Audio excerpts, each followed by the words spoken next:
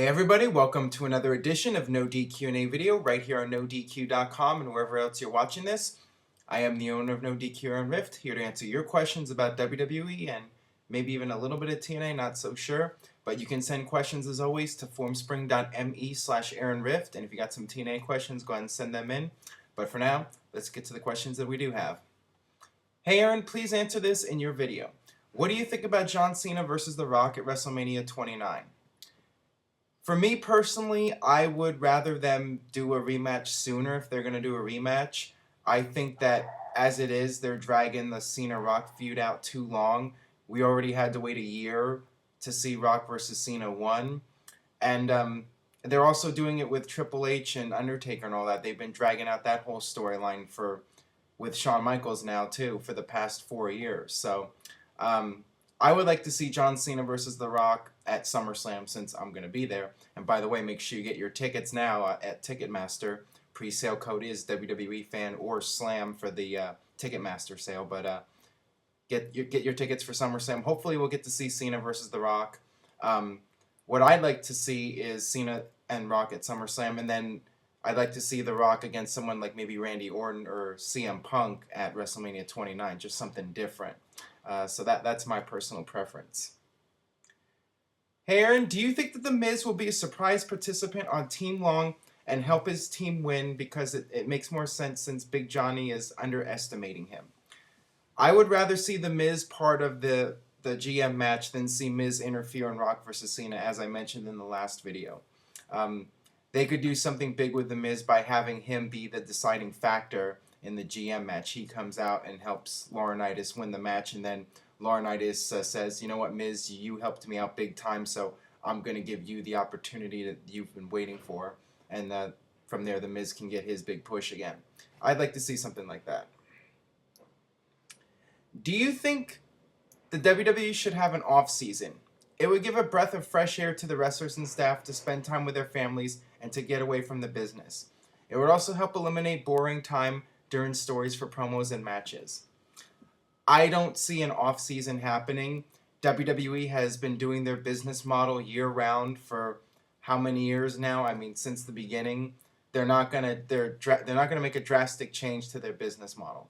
So the most I could see happening is maybe down the line if Triple H takes full control of the company. Maybe they'll do something where the guys will be shuffled in and out, like John Cena would be around for 6 months and then he would take 6 months off to heal up and then they could push some other guys. I could see them doing something like that down the line. Right now, with Vince McMahon still around, I don't see that happening. I think they're going to do what they've been doing for the past how many years now. That's just the way I see things going. With the ratings being so low, considering all the star power appearing recently, do you think this is partially due to keeping the main eventers out of action before WrestleMania, as this week Triple H, Undertaker, Punk, and Y2J were all in non-active roles? I don't think them being in non-active roles has anything to do with the ratings. I'm not really sure what the deal is with the low ratings. I mean, compared to last year, they're down quite a bit, and I don't know if that's a sign that people just aren't interested like they were last year.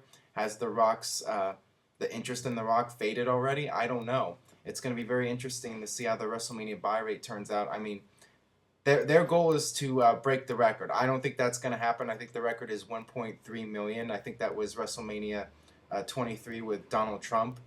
But I do think they're going to break 1 million, but I don't think they're going to get the record. I mean, I can't imagine the buy rate being lower than last year when The Rock wasn't wrestling last year, but yeah, the ratings are definitely interesting. I don't really know why the ratings have been down. I mean, you do have all that star power. You have Triple H, Undertaker, The Rock. I don't know. I apologize if you've been asked this before, but when will Rick Rude make it to the WWE Hall of Fame? What's keeping him out? I think I've mentioned this a lot of times. The thing is, WWE is not going to induct a lot of deceased wrestlers in a short period of time. This year, we have Yokozuna going in the Hall of Fame. So I can definitely see Rick Rude going in at some point, but it might not be for another 5 to 10 years. I mean, I'm sure he's towards the top of guys that they want to induct in that have passed away. But yeah, it's not going to happen right away. But I do think it'll happen at some point. Hey Aaron, love the show. Do you think WWE will do something different with Money in the Bank now that a lot of people know their intended plans with Wade Barrett? Well, you have to look back. I mean, last year with Alberto Del Rio, the original plan in WWE was for him to win the Royal Rumble and then go on and win the World Heavyweight title.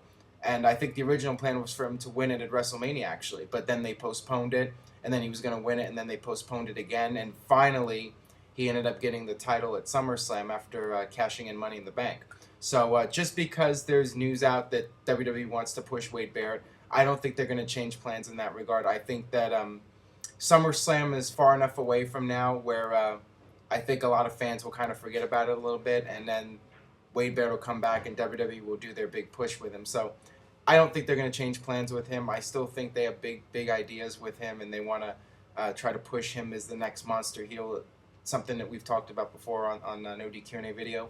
So yeah, I think they're gonna go forward with what they're gonna do with him. All right, that'll wrap things up for today's edition of NoDQ&A video. Thanks as always for watching. Make sure you subscribe, youtube.com/NoDQCAW. And on that note, we'll see you next time.